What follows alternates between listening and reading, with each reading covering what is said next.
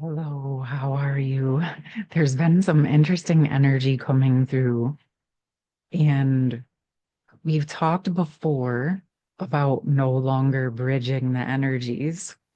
And we've also recently been speaking about the sacred divine feminines waiting for no one and moving forward. There's been this sort of awkward energy coming in as a result, and I'm feeling actually guided to bring in some messages for a bridging energy, which I'm not even entirely sure why, but I am thinking that part of it is to just allow whatever transition is coming and occurring to be as gently as possible, to unfold as gently as possible. As you can see, I even feel like the energy of this is like in flux.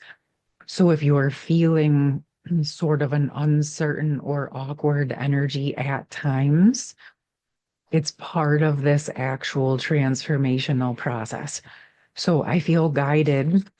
I am feeling where the internal and external masculine energies are sort of in a process of catching up with the feminine vision and rebirth process. Okay. But this is also, when I say this, it's happening internally, right? It's like why we have the space and grace to let ourselves go through these transformations in this process of embodiment. Because when we take the time to actually go through it, I apologize, my voice is going through something right now as well, some form of an upgrade. But I it's through that sort of awkward growth phase that we're in the embodiment process. And it's actually in that more void, limbo, or quiet time that we truly get to be the conscious creator or the conscious co-creator of our experiences. And this is becoming very important as we move forward into being pioneers of the new earth energy. Because if we look at things and how they're occurring, we have to look at the truth of what is happening on all of the levels, all of the dimensions, right? Because we're still here living on this planet, and that is part of the bridging energy that I'm meant to talk to you about. It's not about holding yourself back or holding things up for anyone else, but it is about understanding that we have to look at the different levels of truth that are occurring on our planet so that we can care for ourselves and consciously create in the way that we are wanting to. Okay. And what I mean by this is, we can look at what's happening globally. We can look at how things are getting really stirred up and really activated, and there's lots of significant unknown change that's occurring. And so this brings up a lot of uncertainty and fears and instability in the collective energies. But those of us that are here that have been embodying and working more on those tempering energies and finding the stability within ourselves, learning to care for ourselves and be responsible for ourselves, this is very important and very key to that conscious creation. Because yes, there may be things that are happening around us. I just feel like I sounded like Kermit the Frog. There can be things that are happening around us, right? But we also are the conscious creator of our experiences. And so part of that is taking into consideration what is happening in the world around us, but then also understanding that we can choose what to participate in. And so an example would be someone telling you like, okay, the housing market is crazy right now. It's like you have to go to war to get a home. Okay. But you, as a conscious creator, could take a step back and say, I do not have to go to war for anything. I can stand in my power. I can stand in my truth and my sovereignty. I can surrender to my higher power. I can envision and pray for and align with what is meant for me. And then I can attract and draw in the most perfect experience and home for me. And I will trust that if that is the place and the home that I am meant to be in, then everything will align for that to happen in a way that makes it clear that that is where I am meant to be. And you can choose not to participate in that feeling of feeling disempowered by the physical world circumstances. Now, you can also look at the physical world circumstances and understand the logics of what you're dealing with. But then, as a conscious spiritual creator, you can take a step back and decide how you would like this process to unfold. You're not ignoring what the current market is. You're not avoiding the truth of the physical world experiences, but you're also not agreeing to lower yourself and to lower your standards to play the game that everyone else is playing. Therefore, you're freeing yourself to consciously co-create your own experience within the experience that's present. Okay. So you do what you have to do to prepare yourself to buy a home, but then you also take a step back in the bridging and in the quiet space, in the void space, in the place where you get to consciously create your experience in the 0 point field.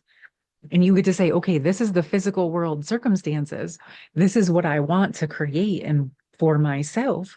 Now, what do I need to do in the middle to bridge those two energies?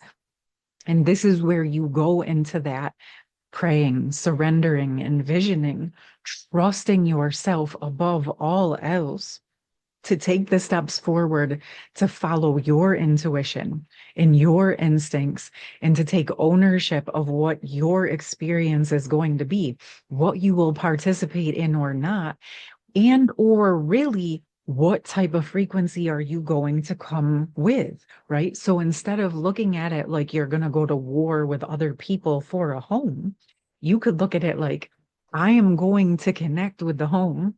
I'm going to connect with the owners and I'm going to connect with myself and I'm going to see if this is a aligned place for me to be. And if it is, I am going to make the best decision for myself based on that experience and that knowledge. Then I'm going to put my offer in and trust if it is truly aligned, then it will be so. Not having to go into the competitive side of the nature. Can you look at the fact that there are other people vying for the home? Of course. But do you want to get into a competition with someone who may actually be better suited for that home than you? No. What you're going to do is trust that exactly what is meant for you is going to align for you, right? And so when you go into it with the best intentions for yourself and everyone involved, you will continue to be moved along the path to where you are exactly meant to be so that the perfect place and space aligns for you. And this is what I mean by the bridging energies that we're being called to drop into and embody into, because the more we're coming out into the world, the more we're reestablishing our foundation in the new energies, but still living in this world, again, being in this world, but not of it. You have the power to consciously create your experience. And within that, what's happening? When you come at it from that consciousness and that unity consciousness and that fifth dimensional way of being, you're actually changing the system just by having your presence available within that experience. So regardless if you get that house or not, your presence within that experience and is creating an opportunity for the system to upgrade and change in a new way. And anyone that you're interacting with is now being touched by those new ways of being. And someone in the comments earlier this week spoke about how can we have unconditional love without unconditional truth? And that is agreeable, right? Because part of the unconditional nature is to be able to look at all of the truth and to still show up in love for yourself and love for others. And unconditional love is something that actually includes you as part of the equation. Okay. And unconditional love is where you can drop into caring for yourself and releasing your judgments around what others choose or do. But this does not mean that we're not looking at the truth of what is occurring, right? We can not agree with what someone is choosing for themselves, but we can do it in a way where we're not judging. And what I mean by that is we can honor their experience, but we have to be willing to look at the truth. We might know that they have a greater potential than what they're choosing, but we have to look at the truth of what they're actually choosing. And then we have to honor their choice, right? And in honoring their choice, we are also loving them unconditionally to go out and have the soul experience that they are needing and wanting. And at the same time, we are honoring ourselves unconditionally by looking at our own truth and making our own choices based on our truth and what we want to do for our own sense of love and truth within our life. Okay. And this is a very, very important energy to sit with and meditate with in whatever way you decide. Because really, the bridging, there is going to be some bridging, but not in the sense that we're holding it up. Okay. What we're doing is bringing the new energies to the present systems, not in a forceful manner, not in a fighting manner, not in a war, not in a tit for tat, but in a way that is stating, this is my truth. This is who I am as a being. And I will not lower my standards to fit in with the old ways of being if they do not resonate with my heart and my soul. But I will honor you if you're still in that process, because I understand that we're all going through this ascension embodiment process, and we are all learning different things at different rates. We're all working on different areas at different times. And there may be something that I have learned that you're still working on. And there may be something that you've already mastered that I don't even know exists yet. This is not about the judgment of right or wrong or better or worse. It just is what it is. And we are here to hold space for the planetary ascension, for the evolution of humanity. So the more we can find healthy ways of bridging, of looking at the truth of what is, releasing and dissolving our attachments to other people's choices, releasing and dissolving our need for things to be a certain way, and actually just dropping into our own standards, being responsible for ourselves. This gives us the opportunity to more deeply unravel any of the victim consciousness. Okay, so we have that old triangle. I've talked to you guys about this before, of victim, perpetrator, and savior. Right? So you have something that you've gone through, someone who you believe did it to you, and then someone who comes along to save you. But what you can do to mitigate and clear out any residuals of this victim consciousness and actually build the bridges to unity consciousness is you replace that victim, savior, perpetrator energy. Because whichever part of that triangle you may find yourself in, you can replace it with self-love, personal responsibility, and healthy boundaries. The self-love replaces the victim mentality. The personal responsibility replaces the savior mentality. The perpetrator is replaced by the healthy boundaries. Okay. So as we come into our own internal alignment, when we are responsible for loving ourselves, for setting healthy boundaries and standards around what we will and won't participate in, and being personally responsible for those choices, and understanding that we always have a choice of how we participate. Okay.